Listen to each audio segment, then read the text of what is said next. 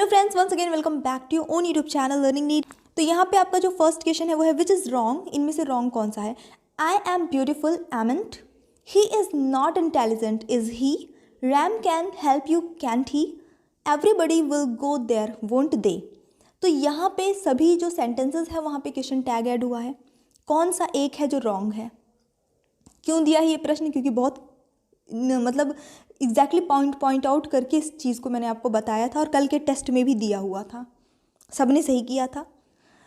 Okay, तो यहाँ पे सही आंसर जो होगा ये वाला आपका रॉन्ग है। Option number A, I am beautiful aren't लगता है AREN एपिटोस्पी आपका ये टी बन जाएगा, यानी कि आई एम जो होता है उसके साथ एमेंट नहीं लगता है, क्योंकि हम लोगों ने देखे थे आपके एनामोलस जो फेनाइट्स थे वो टोटल 24 थे जिसमें एमेंट नहीं होता है कोई सा भी, एम के लिए भी एरेंट ही लगता है। ठीक है, बाकी सारे सही हैं। चीकू एंड मीकू आर फ्रेंड्स। अब बाकी के जितने क्वेश्चन है सब में आपको सिर्फ क्वेश्चन टैग ही ऐड करना है। Cheeku and Meeku are friends, are they, aren't they, isn't he, can't they. जिन लोगों ने कल की क्लास अटेंड की थी उनके लिए तो मतलब ये चुटकी या बाएं हाथ का खेल है, ऐसा कह सकते हैं। तो बिल्कुल चीकू एंड मिकी दो लोग हैं। ठीक है, आर ऑलरेडी लगा हुआ है।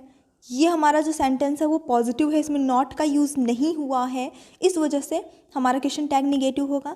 तो सही आंसर यहाँ पे ऑप्शन नंबर 2 हो जाता है, एरेंट दे। बिल्कुल सही, जितने भी लोगों ने गेस किया है।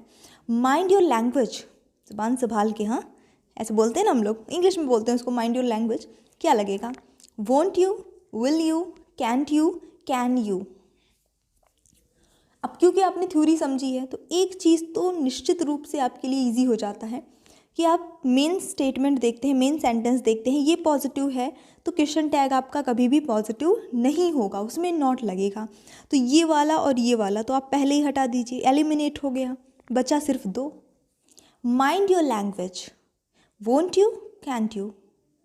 अब वैसे तो वोंट यू भी लगा सकते हैं ना, लेकिन यहाँ पे क्योंकि डांट और फटकार के लिए हमेशा कैंट यू यूज़ करते हैं, कांट यू यूज़ करते हैं, इसलिए आपका ऑप्शन नंबर 3 सही होता है। ये कल मैंने रूल में बढ़ाया था, जब डांट फटकार के लिए बोला जा रहा है इम्परेटिव सेंटेंस को तो वहाँ पे आपको कांट यू लगाना है।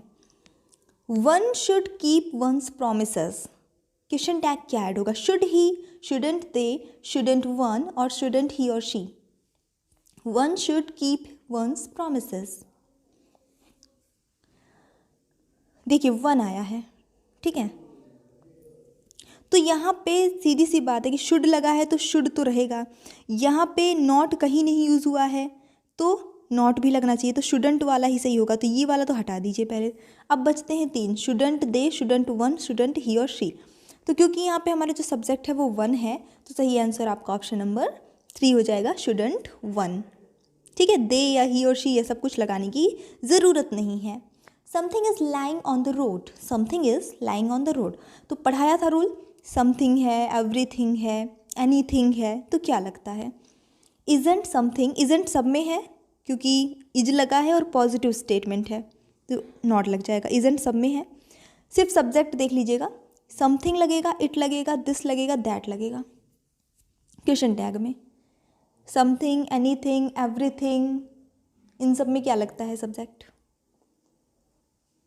तो इट लगता है, कल के जो थ्योरी क्लास थी उसमें बताया हुआ था, है ना, पॉइंट टू पॉइंट। तो ऑप्शन नंबर 2 सही हो जाएगा, इजंट इट यहाँ पे करेक्ट आंसर हो जाता है। नेक्स्ट देख लेते हैं। I need not talk to him, मुझे उससे बात करने की ज़रूरत नहीं है। यहाँ पे नहीं जो है वो ऑलरेडी हमारे स्टेटमेंट में है। क्या लगेगा? Need I, needn't I, aren't I, will आई।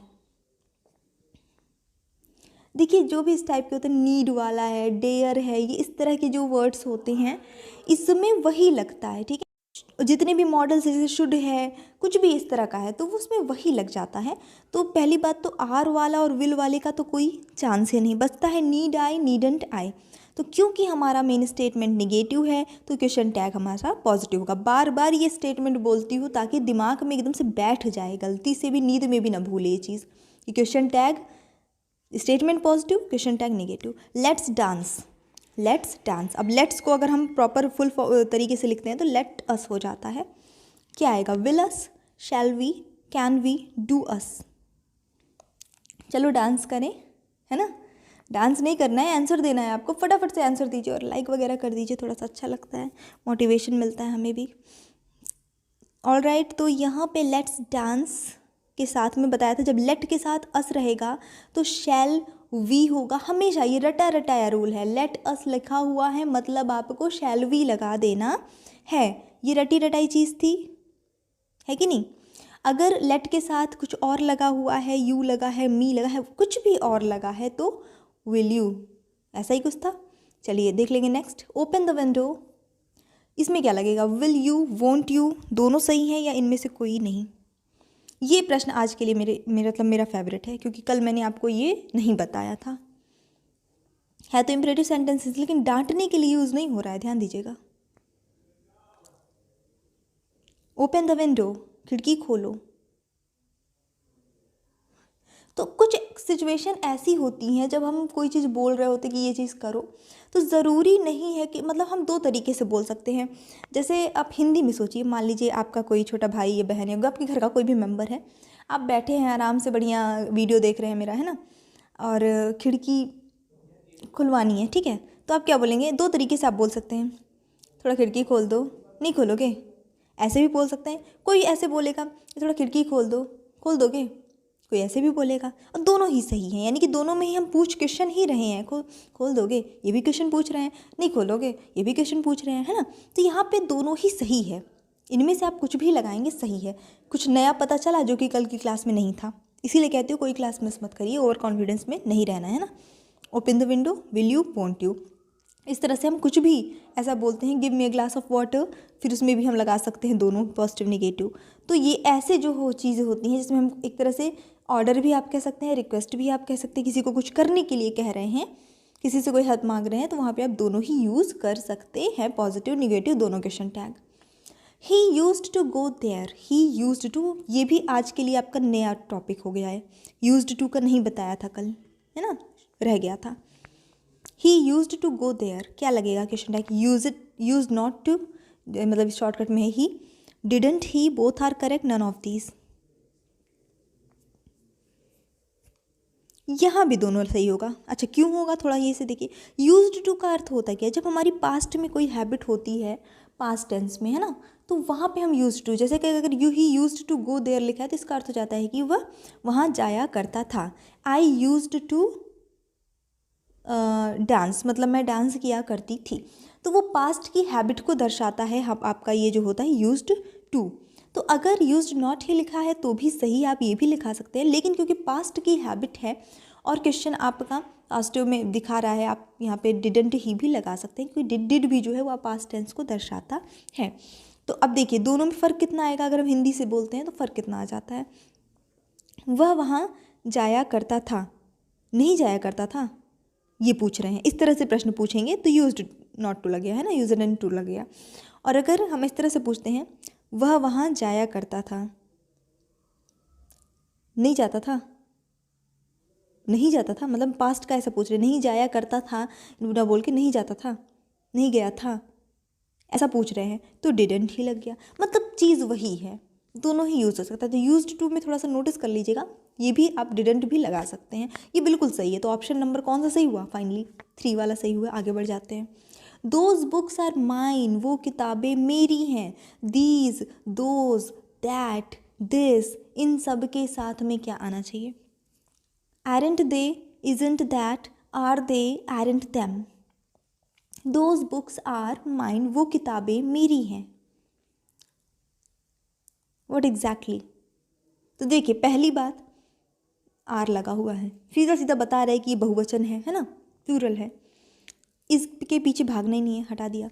दूसरी बात ये कि पॉजिटिव स्टेटमेंट है तो हमें निगेटिव वाला लेके चलना है, इसको हटा दिया। अब बचे दो, एरेंट दे, एरेंट देम। तो दोज, दीज, इन सब के साथ दे ही लगता है, दे ही लगता है पक्का। फटाफट से बताइए, कल बताया है मैंने दे वाला कि दे कहाँ कहाँ लगता है। चलिए, बहुत कंफ्यूज कर लिया आपको। ऑप्शन नंबर ए ही सही होगा, आयरन दे ही लगेगा। ठीक है, जब कभी भी दोज, दीज, दिस, दैट, इन सब का यूज़ एडजेक्टिव के रूप में होता है तो जो भी हमारे यहाँ सब्जेक्ट लगता है वो नाउन के अकॉर्डिंग ही यहाँ पे लग जाता है। यहाँ पे दे ही लगेगा। ठीक है, दीज होता तो भी दे ही लगता। ठीक है, आगे बढ़ेंगे। मोहन डजंट विजिट जापान, वहाँ पे दे, ही, शी ऐसा ही कुछ लगेगा। ठीक है, जितनी भी ऐसी मतलब सिचुएशन पे डिपेंड है। यहाँ पे क्या है कि प्लूरल था, किसी पर्सन की बात नहीं हो रही थी, इट लग सकता है। ठीक है, यानी कि यही सारे लगते हैं। मोहन डजंट विजिट जापान, क्या आएगा? Doesn't, does Mohan, does he, does him, did he.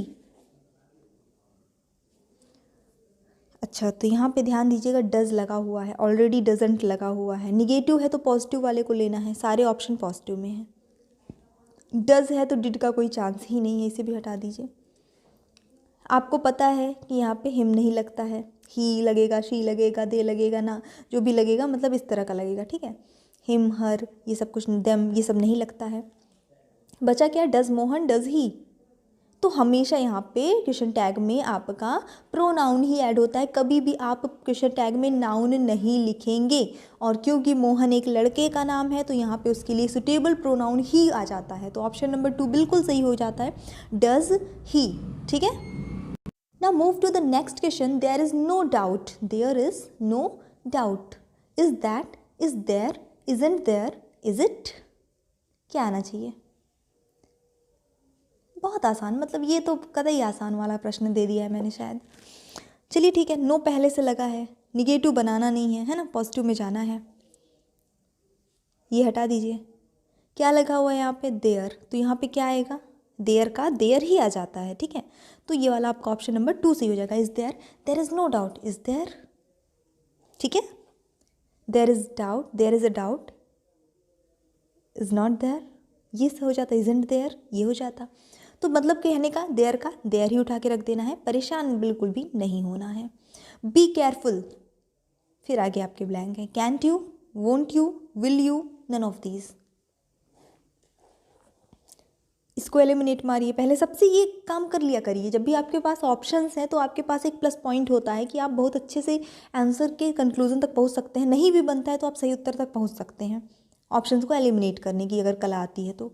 एक ये एलिमिनेट करिए, अब बस आपके पास 2 ही ऑप्शन तो बचे हैं, be careful, cantt you, want you. तो कल एक रूल मैंने बताया था, जब ऐसा कोई काम होता है जिसको करना ही करना है, जो आवश्यक है जिसको करना, ठीक है, ज़रूरी, अर्जेंसी जहाँ दर्शाते हैं, भी बी केयरफुल, हम किसी को सतर्क रहने के लिए कह रहे हैं तो ये एक अर्जेंसी है। ठीक है, ये एक मतलब ज़रूरी चीज़ हो जाती है। तो यहाँ पे हमेशा हम वॉन्ट यू लगाते हैं, ऑप्शन नंबर 2 सही हो जाएगा, वॉन्ट यू। क्लियर, कल की क्लास में था। एवरीबडी इज़ माई फ्रेंड, हर कोई मेरा दोस्त है। Isn't they, aren't they, are they, both 2 and 3, मतलब ये दोनों वाले। एवरीबडी इज़ माई फ्रेंड, तो एवरीबडी हो रहा है ना। ये तो आपको पता है कि इसमें दे ही सब्जेक्ट ऐड होता है, एवरीबडी है, समबडी है, एनीबडी है, नो वन है, इन सब में दे ही यूज़ होता है आपका सब्जेक्ट, तो सब्जेक्ट तो दे ही रहेगा। रही बात इसकी, तो एवरीबडी इज़ माई फ्रेंड, इसके साथ क्या ऐड कर सकते हैं? प्रत्येक व्यक्ति, हर किसी की बात कर रहे हैं, भले एवरीबडी के साथ इज लगा है, लेकिन हम जब बहुवचन में आ जाएंगे तो एरेंट दे यहाँ पे यूज़ करना ज़्यादा सुटेबल बैठ जाता है। ठीक है, आई एम परफेक्ट, फिर से आई एम वाला आ गया, अब बन जाएगा, पहला प्रश्न भी आपका आई एम वाला था, तो आई एम के साथ आर ही लगता है, एमेंट नहीं बनता है, आरेंट ही बनता है, तो आपका ऑप्शन नंबर 2 बिल्कुल करेक्ट आंसर हो जाएगा। और मुझे लगता है क्वेश्चन टैग अब ज़िंदगी में कभी भी आएगा, चाहे वो एग्ज़ाम में आए, चाहे आप जब टीचर बन जाएंगे, पढ़ाएंगे किसी को, ट्यूशन में पढ़ाएंगे, नहीं सरकारी टीचर बन जाएंगे, मान लीजिए कभी इंग्लिश में पढ़ाया आपने, गलत नहीं होगा, आप परफेक्टली पढ़ाएंगे और आपको सोचने की ज़रूरत नहीं पड़ेगी। और अगर ये बात सत्य है तो एक लाइक कर दीजिए, शेयर कर दीजिए, बाकी अपनी काबिलियत पे थोड़ा सा भरोसा करिए, है ना, कुछ भी कठिन नहीं है। So thanks for watching, keep studying and